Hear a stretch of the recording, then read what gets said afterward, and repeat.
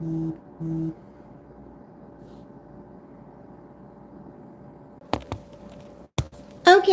hi everybody. I'm sorry I took a moment. I really am trying to get this all down. Hey everybody, I'm Kimberly. I think everybody here already knows that because if you didn't know me personally, you wouldn't be here.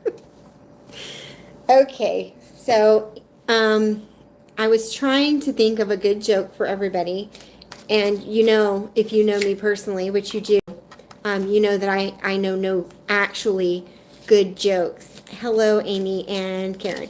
But where does a snowman keep his money? The answer is in a snowbank. Okay, you're welcome. There will be more of that from where that came from, wherever that was. So let's start with some readings. Let's just do a general read for the room. What is on for the tarot today? Okay, Karen. Um, how do you catch a unique rabbit? No answers? Okay. Unique up on it. How do you catch a tame rabbit? The tame way. Unique up on it. Okay. I dropped a card, and it is the Three of Cups. So the theme of right now, at least, is celebrations, celebrating with the people in your life, coming, maybe not necessarily to celebrate, but kind of like the Three of Cups is the unity of the generations, like the matron, the maiden, or the crone, the matron and the maiden aspect. And so it's about celebrating knowledge that's passed through generations and kind of the magical aspects of that. So let's see what else we have. This is just my second live video on YouTube ever. And I am also still wearing my fantastic glasses, which Michael told me that he doesn't love these glasses on me. I had to convince him. And so I know he doesn't mean it. But if these aren't freaking amazing, I don't know what freaking amazing is. But anyway. Okay, so we have this coming together of this generational knowledge, passing down this generational knowledge, and then what comes after that? That may have kind of been a lone kind of theme, because here we go. The next thing that came out is the Hermit, and followed by the Five of Wands. So for those of you who are watching, or those of you who might come to this video at a later point, this indicates that there is possibly a need to go and be by yourself, to reflect on what's going on. And the Five of Wands is about petty conflict. It's about arguments between people, but it's all petty. And sometimes when you are exploring things inside yourself, doing some deep reflection, we kind of have a tendency maybe to, what's the word, project that on possibly to other people, is what's coming to my mind, and that can lead to these arguments. And if that's what's happening with you, then know that that is nothing serious. It's just petty arguments, and because you're kind of feeling in yourself at the moment. So what else is there? I don't know. By a vote, there's only 4 of us here. Should I go through the signs and do like a little 1 card or 2 card read, or does anybody have questions? Oh, wow. We have Temperance coming out. So again, finding balance, learning to manage your emotions in a certain way. followed by the Two of Pentacles, which is making decisions, and then the Two of Wands. So another decision. Since these two cards are coming out together, you may have a choice to make between what your passions are versus what's the best for you financially. And you might be looking for a balance, kind of like a work-life balance. Like, how can you, and if you look at this rabbit in this card, he's kind of on a wheel. It looks like he's on a wheel that he's constantly spinning. And how can you have time for your passions in life if you're constantly on the go chasing the dollar? And so I think the message here for whoever this may apply to is about finding balance, finding temperance within that situation. Okay, so it looks like DJ LR is wanting to do some zodiac stuff, so we're going to go ahead and get into that. Let's start. And welcome, everybody. Thank you for tuning in to my little live show. Let's start with Aries. Can I get a card for Aries? Looks like that same Two of Pentacles. So Aries, when you're out there, make good choices. Find the balance. It feels like maybe you're chasing your tail right now. And what else is with it? Wow, the Hermit came out again. So this is definitely for the fire signs. Take some time off. Like, don't constantly chase this. Take some time to reflect upon your actions. Take self-care. Sometimes the Hermit can definitely be like you're isolating yourself in a negative way, but I think for sure in this case, it's more about taking, stop chasing the wheel, so to speak, and take care of yourself. Do some self-care. So next up is Taurus, and if we have a Taurus in the room, which with nobody looking right now, I guess we don't. Or I hope my 4 people are still here. Looks like everything kind of faded away. For Taurus, we have the Queen of Swords along with the Milky Way. So this Queen of Swords is an air sign card. So for some of you, this could be that there's an air sign influence in your life right now. Or it could mean that you need to go out and explore some things in a very regal and self-possessing way that will lead you to the next steps in your life, Taurus. Okay, there is something to be gained from a higher perspective. Change your perspective on something. And then the Milky Way, which is the universe. So all the stars. To me, this is a really fantastical card. It's really kind of unique to this Luna Lapine deck that I'm using, which is right here. It's got bunnies, and since I'm a bunny, I love it. But the Milky Way doesn't just shed light on our current situation, but it sheds light on a lot of situations. And with this higher knowledge and understanding, I think a lot of light can be shed on some different situations. So if you're a Taurus and you're seeing this, go in search of your higher truths so that you can have a broader perspective of life in general and what's going on. Just a second. And then we're going to go on to Gemini. Gemini, that's our air sign. The twins.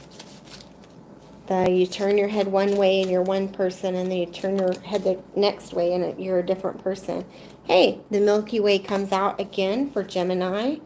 You see that I'm shuffling these cards, so this isn't, and then there's one more, and the Nine of Cups. So for you, Gemini out there, it looks like you're also in search of your higher truths, exploring the whole universe, learning new things.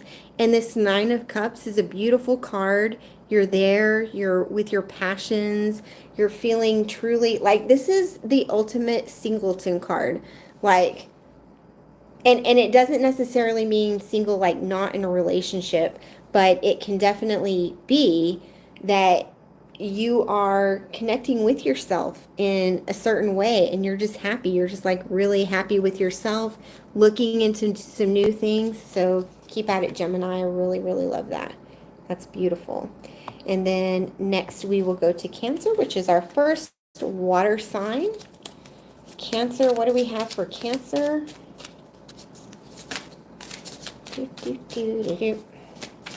Two cards for Cancer, please. There's one. Ooh, 10 of Cups. Lovely. Oh, followed by the 8 of Wands. Okay. So it looks like for you, Cancer, the 10 of Cups, that's your ultimate happiness. Like things are apparently going really, really well in life in general.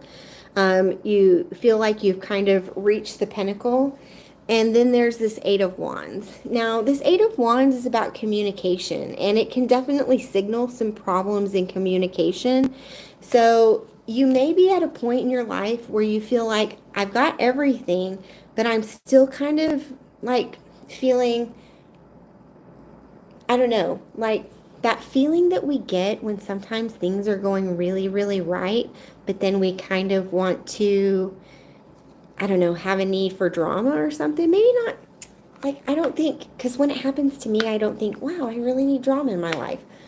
But that thing where we think things are good, but things are settled and I need some excitement, something here. And or maybe you feel like this is a little bit too good to be true and you're wondering, how can I communicate that I still have a need for excitement or changing things up a bit? That's kind of the sense that I'm getting. So make sure that you're communicating with your partner, the people in your lives, or being honest with yourself. Even if you're happy and feel like things are going well, like take a look inside and make sure that you're communicating your needs with the people that are surrounding you, or with yourself. If you need to, find a new hobby, find a new hobby. Nothing wrong with that. Next up, we have Leo, our mighty lions, another fire sign. Ooh, and 2 flew right out. The Ace of Wands. Ooh, Ace of Wands, followed by the Ace of Swords. This is really, really interesting, Leo, because wands are the fire sign. And so this is about new passions, and this Ace of Swords that is here with it is about new understandings. And so while I think that you're coming to new truths, for any other sign, I would say that this is about a new passion, a new endeavor that's coming toward you. But since Leo, since this is your sign as a fire sign, these wands, I think this is more about you coming to your own personal growth. And then there's some definite truths that are coming out in the midst of that life is, as you understood it, is changing at this time. And what I would encourage you, Leo, is to not lose sight of your own passions. Just because you're coming to these new truths and new understandings doesn't mean that you were wrong about other things.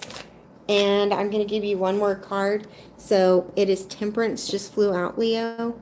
And this is, again, Temperance is about finding the balance, learning to temper yourself, learning how that, like, becoming in touch with the ebb and flow of things.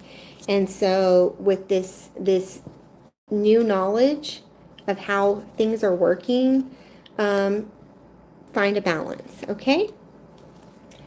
Next, after Leo, we have our Virgos.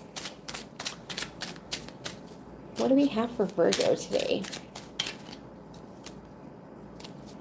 Ooh. The Empress, along with the Page of Swords. So the Empress is the bringer of life. From the Empress comes all things. She's kind of like the goddess in the tarot. And so new life comes from the Empress, and that means life is in actual critter, human, whatever life, flora, fauna, all the life, as well as food and provisions. Everything comes from this Empress. So this is a very magical, empowering card. The Empress is the master of her own destiny, I guess you could say. And along with that, Virgo is the Page of Swords. So to me, this is maybe you're just now understanding, or you're going to start to understand some new things that can help you become the person that you are to create the things that you need to. You may have some new ideas. You may be mulling over those. The page is kind of like a junior of the night. And so this isn't like a big card, but you may be starting to think, like, how can I be the master of my destiny? So just keep thinking. Those ideas are coming to you. That new knowledge is coming to you. After Virgo, we have, who do we have? We have Libra. Ooh, our next air sign. You know, the neat thing about air signs, and their cards just flew out, is that they have a very interesting perspective. Like, you know, the water signs are ruled by their passions, their feelings, or their emotions, I guess. The fire signs are ruled by their passions. That's why you see such temperaments on the fire sign people. With the air sign people, they're very unique in their perspective of things. And we have for the Libra, the Seven of Cups, followed by the Six of Wands. So it looks like there are choices for you, decisions to be made, things that you could be successful at if you wanted to. And then the Six of Wands is here, which is about a victory. So I think if you will focus, maybe you feel like there's a lot of things on your plate right now, and a lot of choices to be made. But I think if you will focus on one thing in particular at a time, that you will find victory in that pursuit. So you may feel like things are kind of chaotic. This can be chaos in a good way or chaos in a bad way. But if you can focus on one thing, I think you'll find some real success in that area. Okay? Next, we come to my Scorpio friends. With Scorpio, I always say, still waters run deep. And what that means to me is that I think Scorpios, like, their feelings are so down in the depths that they may not even know what they are themselves at times.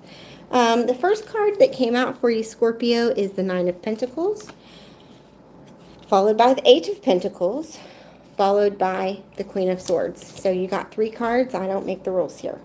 The Nine of Pentacles is another really good card about feeling like you're in your element financially, with your work, with your career. You're feeling like, hey, I got this. I'm good. And then the Eight of Pentacles says to keep working at it, keep being diligent, keep going forward with your pursuits, and good things will happen. And then it's followed all by the Queen of Swords, which is, again, about that knowledge, new knowledge coming in, knowledge that can kind of make you level up. So it looks like while you're really, really happy, just keep going, and then new knowledge will be coming toward you. So to me, that's as good as a reading can get. Keep going. Sagittarius, where are we? Oh, and oh, wow, this is beautiful. So for you Sagittarius, my fellow fire signs, we have the Lovers and the 3 Hares. So the 3 Hares are about the power of 3, and in energy and in a lot of things, 3 is considered like a divine number. So the power of three, and that three of cups like we had at the very beginning of this session, it's about coming together, joining forces, working together to level up your knowledge. And with the lovers here, this can be about actual lovers, like romantic love, but it's also about finding a balance, the yin and the yang. Look, this tree is in bloom. This tree is like in a fall state where it's going out of into a hibernation state. And then you've got this divine entity kind of looking over that. And then with this three of hairs, to me, this just really says that this season of your life, could be this literal season, fall, but the season that you're in is about finding balance and keeping connection. You know, with the yin and the yang, there is not only balance, but there is connection. The yin is connected to the yang. So I think that's beautiful for you, Sagittarius. And then next we have our Capricorn friends. Hopefully you're in the house, Capricorn. Let's see. Okay, well, this looks a little more bleak, Capricorn, but I'm not, not totally shocked, because Capricorn does seem to be a little bit, what's the word? Deep feeling sensitive people. Four of Swords, this came out yesterday, along with the Five of Cups. So the sense here, Capricorn, is take some time to rest. Rest.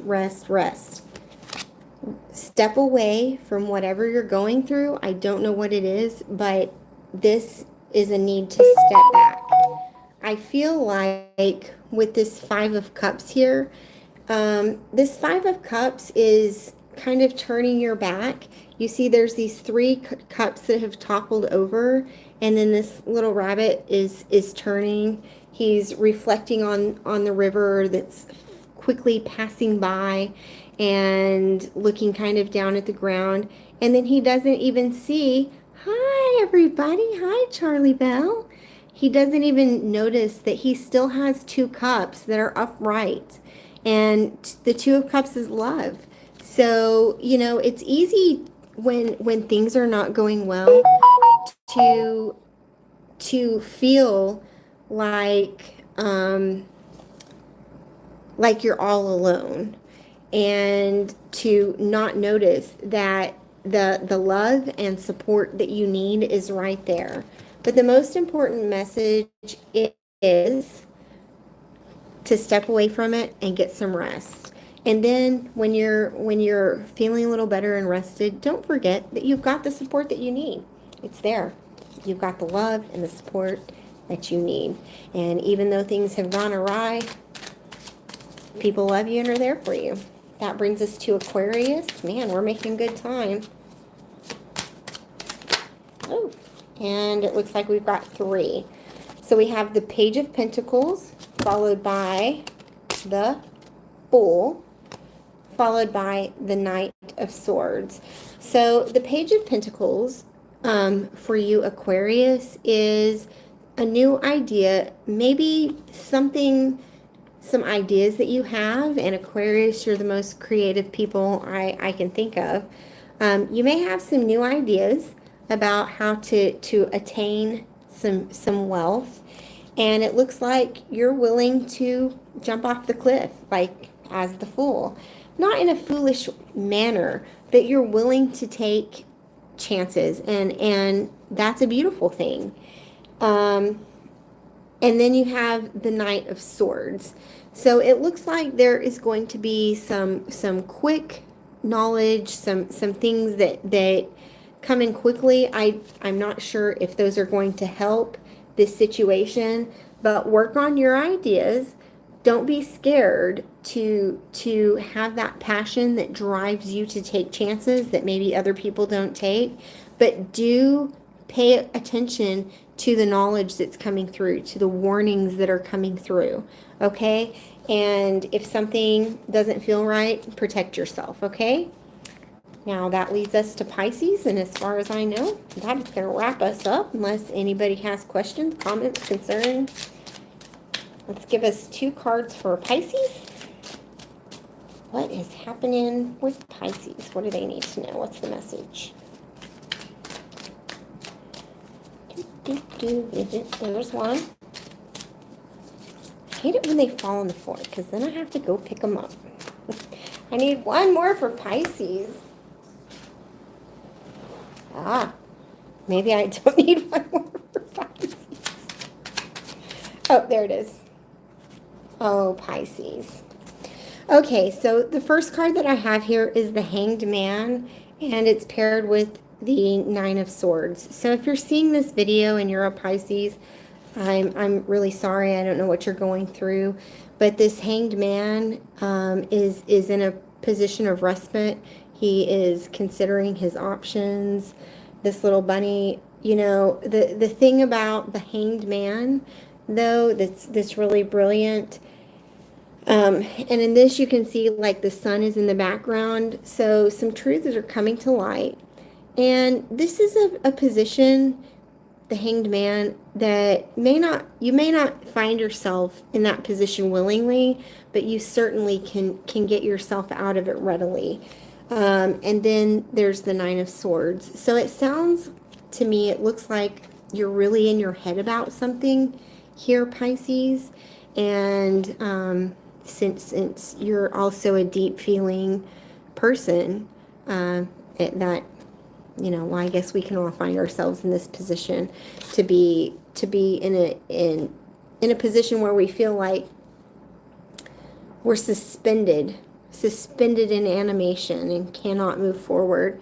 And there's a lot of thought. I'm going to get one more card on this because I kind of want to know what direction you should be going with this energy here, Pisces. Excuse me. Excuse me. There we go.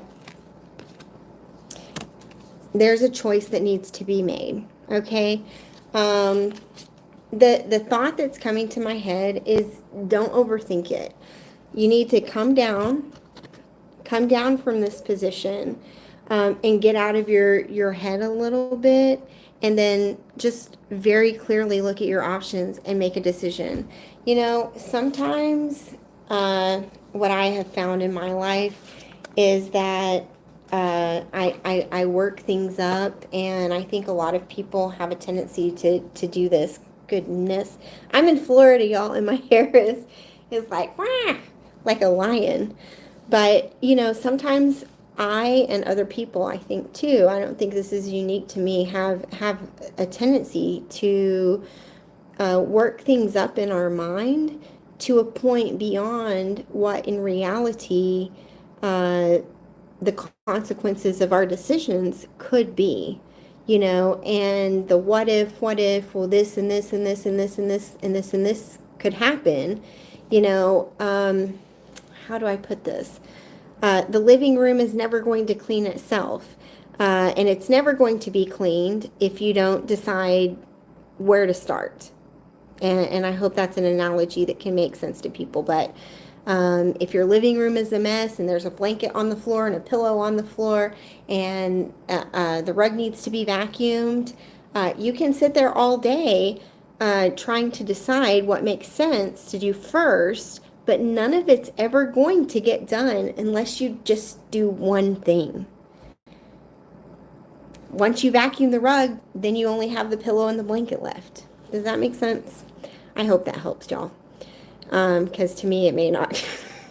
I know the thought that's in my mind that's coming to me for the scenario, but I don't know if I'm articulating it correctly. Thank you all for coming to my live stream tonight. I love everybody, and have a great evening, and I'll see you soon. Bye-bye.